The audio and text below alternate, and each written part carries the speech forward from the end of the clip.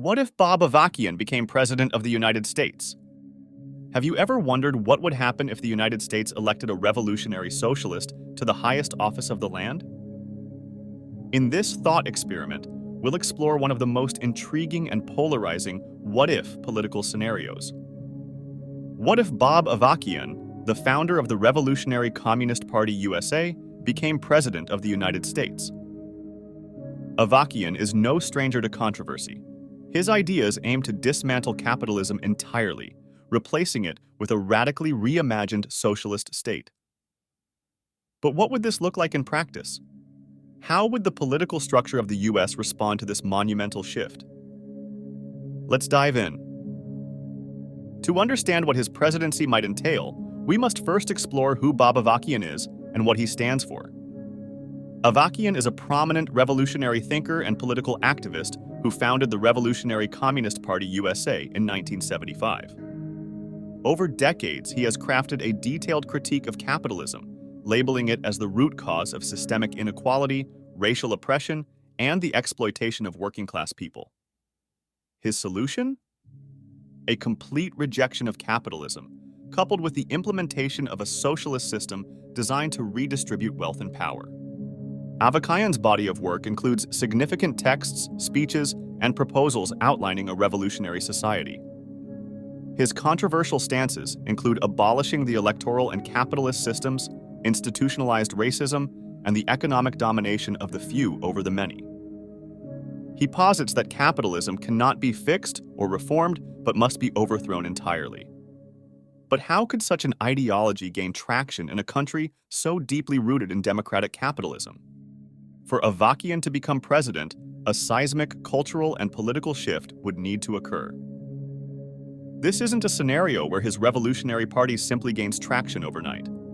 Instead, envision a US plagued by unprecedented levels of economic inequality, ecological disaster, and public discontent.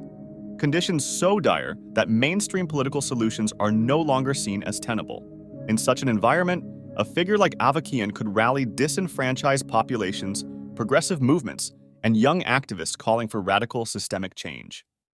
The video imagines a scenario where Avakian wins through a coalition of socialist voters, an energized youth presence, and disillusioned working-class citizens who seek an alternative to the status quo. His campaign would likely champion issues like free healthcare for all, the eradication of poverty, and the redistribution of power away from corporations and the wealthy elite. Yet even with public support, his rise to power would invite significant resistance from political institutions entrenched in the current system. If elected president, Avakian's radical ideas would face immediate challenges within America's deeply entrenched political structure. Congress would be his first and most formidable obstacle. A bipartisan legislative body, rooted heavily in capitalist interests, would almost certainly obstruct any attempts at revolutionizing the political and economic systems. Even with a mandate from voters, passing legislation in such an environment would prove nearly impossible without massive systemic reforms. Beyond Congress, the Supreme Court could play a decisive role in limiting Avakian's ability to govern effectively. Nearly every piece of legislation aimed at dismantling capitalism would likely face challenges under constitutional law. Would the courts strike down his initiatives as violations of property rights or free market principles? Such a legal struggle could hamstring his administration before significant reforms even begin.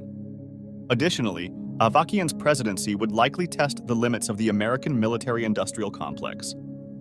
As commander-in-chief, could a revolutionary leader trust military generals and law enforcement agencies traditionally aligned with conservative ideals? Or would his presidency ignite fears of a military coup or other measures to preserve the Constitution?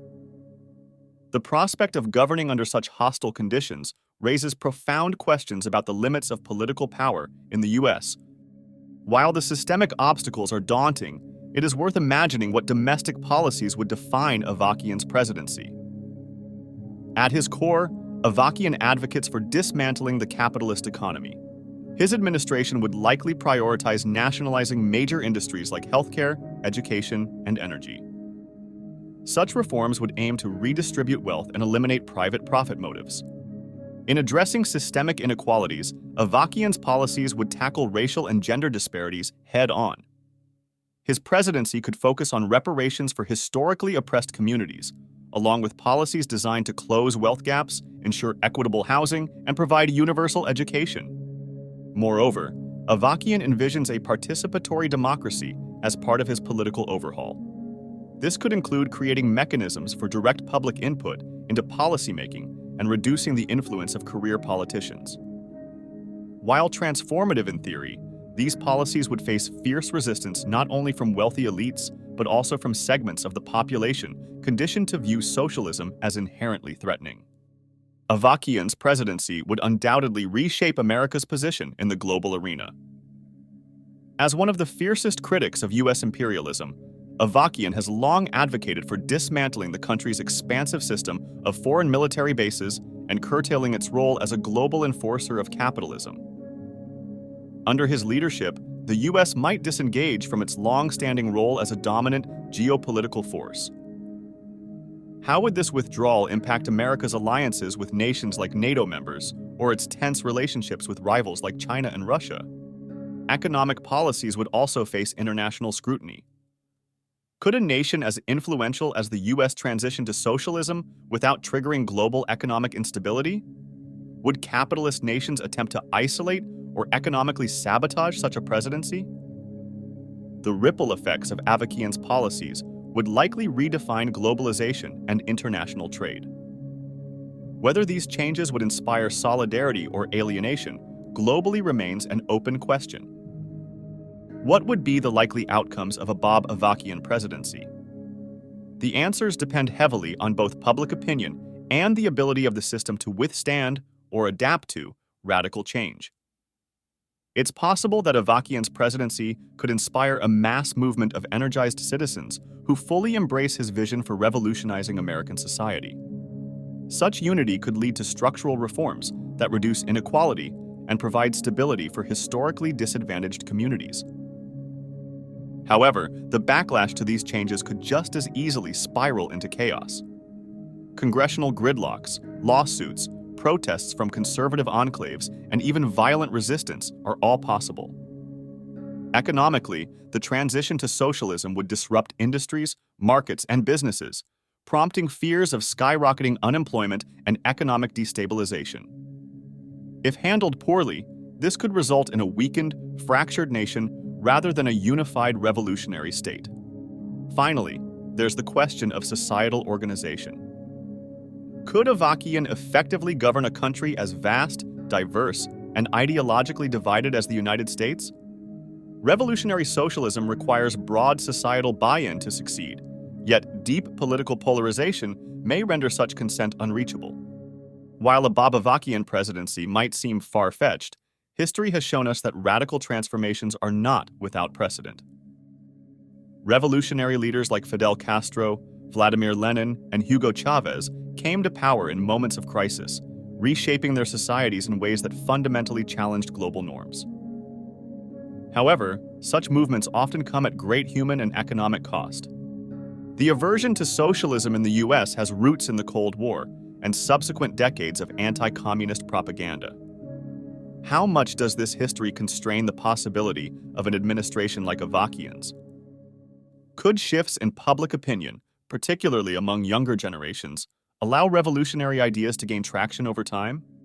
A Bob Avakian presidency raises profound questions about the flexibility of the American democratic system. Can capitalism and democracy coexist if enough citizens clamor for alternatives? Would a revolutionary administration lead to adjustments that strengthen democratic participation, or would it highlight the system's inability to absorb radical political shifts? This scenario also underscores the role of ideology in governance. Avakian's presidency would test the limits of America's political identity. Could a country so strongly defined by individual liberty, private ownership, and free markets embrace a system that fundamentally redefines those values? These questions make this thought experiment particularly compelling for political enthusiasts. Ultimately, the idea of Bob Avakian as president serves less as a prediction and more as a lens for examining the United States' capacity for change. What does it illustrate about the limits of American governance? What does it reveal about public dissatisfaction with the capitalist system? Whether viewed as a utopian possibility or a dystopian nightmare, such a presidency forces us to critically assess the institutions, ideologies, and mechanisms that define American life. The broader debate leaves us with an essential question. Is transformative progress achievable within the existing system, or does meaningful change always require direct confrontation and upheaval? As the world grapples with rising inequality, climate disasters, and political instability, these questions are more relevant than ever. The hypothetical presidency of Bob Avakian might be a long shot, but reflecting on it is a valuable exercise in imagining the possible paths for America's political future. Would it lead to liberation, collapse, or something in between? The answer depends on your perspective, making it a debate with no easy conclusions, but one well worth having. Like and subscribe for more from History Twist.